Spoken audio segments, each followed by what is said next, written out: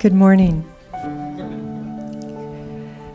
This morning's reading is Planting Seeds, which is edited from a piece written by Nick Scarpa.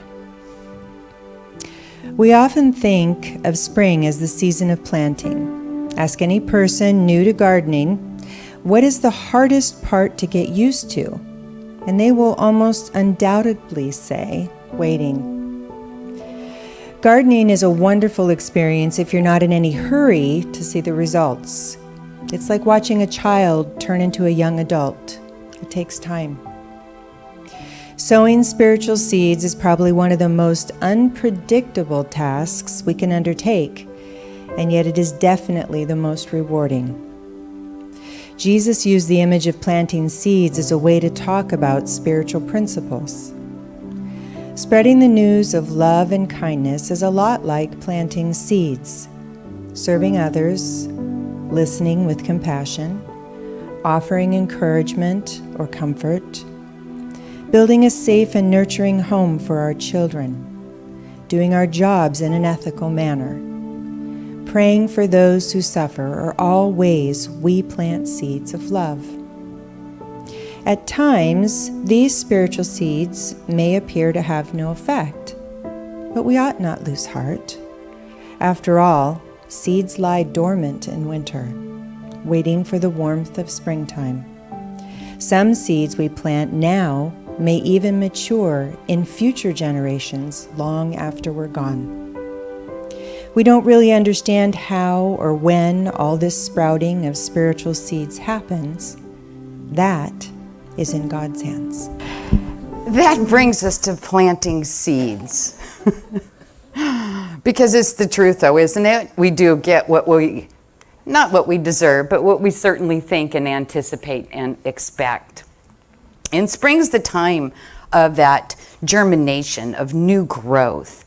It's the springtime of our physical life starts with our conception, right?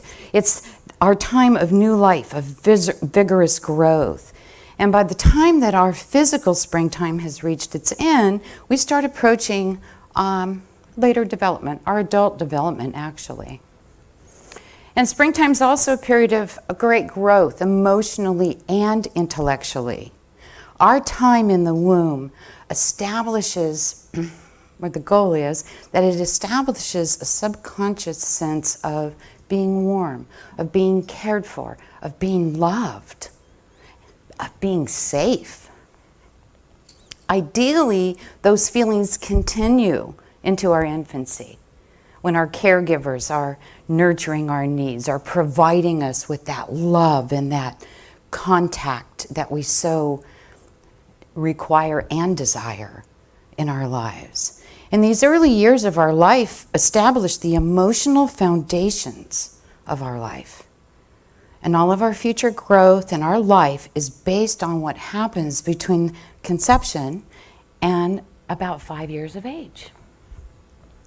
From about 5 years old through adolescence, we shift to a more intellectual state, a different phase of our development. Our emotional growth and our well-being certainly remains critical. However, at this stage, our focus is more on learning. And these years are devoted to schooling and to training for our later life. These processes also lay out the foundation for our spiritual life. Our experience of being loved and cared for as infants and toddlers provides that essential foundation on which we can later build our spiritual superstructure of love, of wisdom. And that's what forms us into that deeply spiritual person later on. And our focus on learning during our childhood and during our youth, it develops that thinking, discerning mind that life uses to guide us through the process of life. And like the springtime of nature, the springtime of our life is when we develop from that mere seed of potential humanity into a fully grown human being ready to enter into our productive adult years. These seasons of our life prepare us for that perpetual cycle of the spiritual seasons that never cease, not even after we leave this earth plane. That spiritual growth continues on and on, never ending. So within that seed lies the power of life, the power of our own human potential. Everything that is necessary to bring our thoughts, our ideas, our desires to fruition. Everything is there. It's already waiting for us to allow it out. And our work is to metaphorically water the seed and bring it into the light until it bears the result that it was meant and put there to produce. Like any other seed, if it's left unattended, if it's not nourished, it isn't going to produce. It can't. And how do we do that? Well, we nurture our seeds through meditation, through contemplation, through prayer, through whatever your spiritual practice might be. And from there, we take whatever action is needed, and then that seed begins to grow. Faith is really important through that process, of course. And faith comes through communing with your higher self, or God, or spirit, or source. Cultivating a knowing that all is in divine order and all in divine perfect timing. The more we know that, the stronger our faith becomes. Just as some plants will grow and bring fruit within that first season, there are other plants or trees that can take years before they bear that fruit. A wise gardener remains consistent in the care of their plants, in our case, in care of our thoughts and our desires and our ideas, and then wait patiently and know with that faith that it will produce in God's time. The Bible teaches that all truth is parallel. And what I mean by that is that in order to understand a spiritual truth, we can look at the natural example of that same thing in the world. The teachings and parables of Jesus use many of those types of examples to illustrate spiritual truth. And one of the most used was that of the seed. In one instance, Jesus compared speaking our word to seeds being sown in various kinds of soil. Essentially, what he was saying is that our words are being planted. We're creating through our words. It's the same idea when a farmer plants crops and he expects them to grow. And he expects them to grow into the type of crop that he's planted.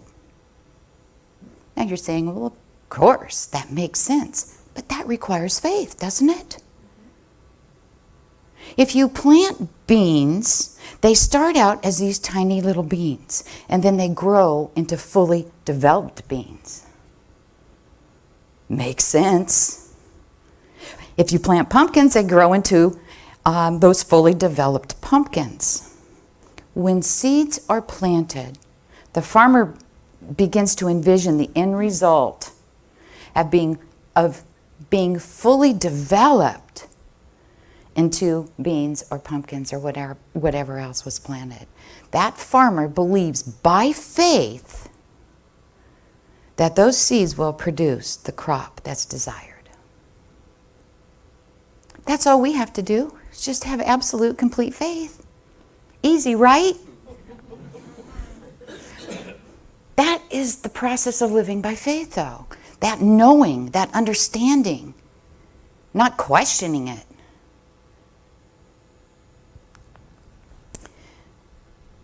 Seeds do take time to grow. That we know. An entire garden is not created overnight. By keeping our focus, though, on our words and our actions and thinking about what we want as opposed to what we don't want, with our open eyes, with our open hearts, we can see those little seeds peeking out in the form of something new in our lives. Maybe it doesn't always look like we want it to. Maybe it doesn't come as quickly as we want it to. But know, without question, that it's happening. We can begin to see the progress we are making on our journey if we do indeed open our eyes to it, if we are willing to accept the way it's showing up. Change is inevitable in every area of our life. Same thing is true for seeds. They change to grow. They have to. A seed can't stay a seed forever. When they're cared for through that nourishing soil, through the sunlight, through the water, those seeds will change shape and become whatever it is they were meant to be. As will you.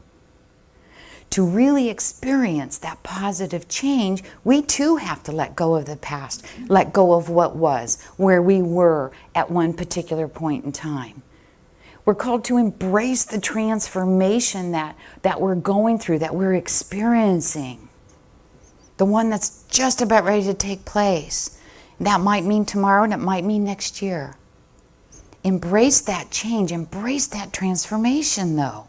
Have confidence, have faith, knowing that it's going to take on a better form, than even if it does take time. And here's a beautiful truth.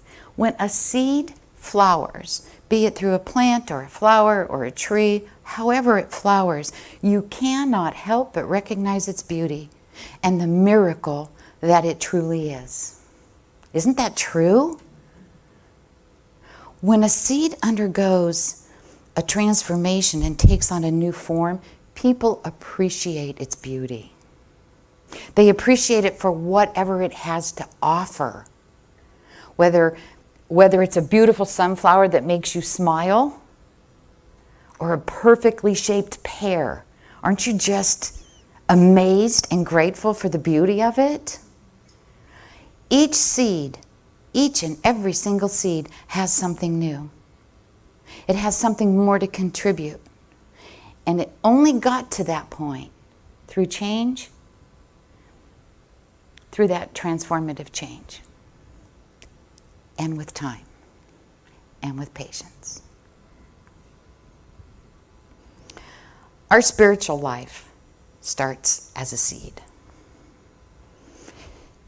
Jesus wanted all of humanity to understand and to know that. I believe personally that's why he came and manifested on this planet. That's why he incarnated here. To teach all of humanity, all you gotta do is love, right? Seems like such a simple, simple truth. He came to teach us that you could do, be, and have anything and everything that you can think of with the right seed, right? The right thoughts, the right ideas, the right attitude. He said, I came that you might have life and you might have it more abundantly. So to me that screams, hey, it's a possibility, right? That's what he came to teach us. The kindness, the compassion that Nemo talks about, that's exactly what Jesus came here to teach. And so anything that we want to be, do, and have is at our fingertips or on the tip of our tongue, right? Because it's our words that we're speaking and how we see the world and how we feel and what we talk about. When our life is produced in the very beginning, it is actually instantaneous. Think about that. At the moment of conception, it's instantaneous that it's life. It's a finished product in the form of a seed. Isn't that amazing? What a miracle.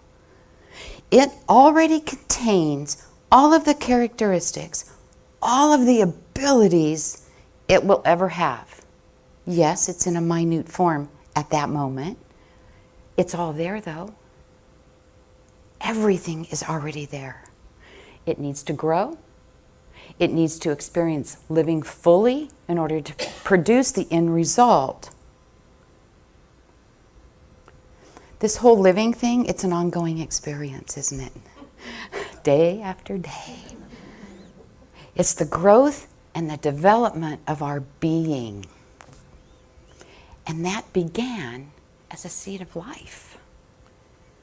In that encapsulated life form were all the gifts, all the talents that were bestowed upon us.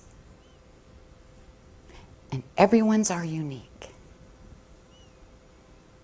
It's entirely up to us to nurture those gifts and those talents, to bring them to fruition.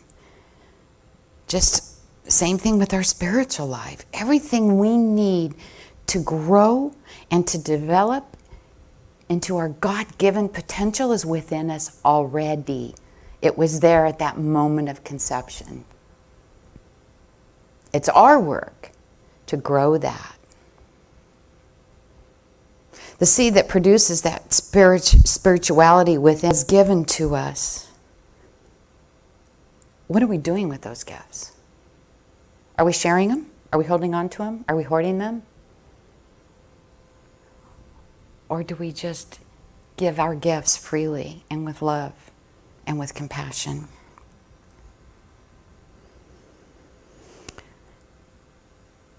Our spiritual essence will never get old. That's a pretty powerful thought, isn't it? Our spirituality, that being, that essence of who we are, will never age. We will continue to grow forever and ever. And I really love that idea.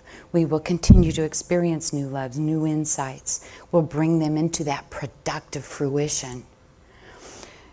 We gather in the harvest of our productive times, and we hold on to that. And then we move into that gentle, more inactive time, which we can mull over, glean from all of our experiences and all of the growth that has come, that we've been open to, actually.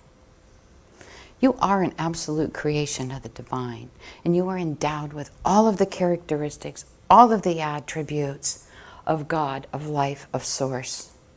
That's who you are.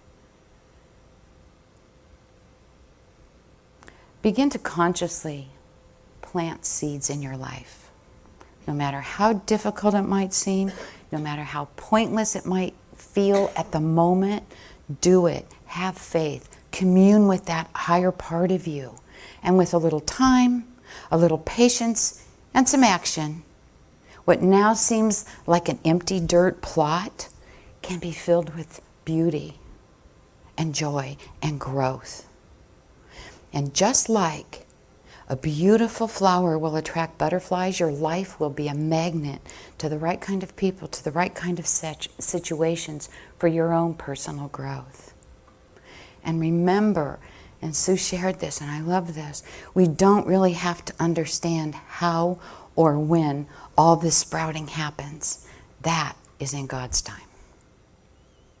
Thank you so much for being here. Well, I shared this truth as I understand it.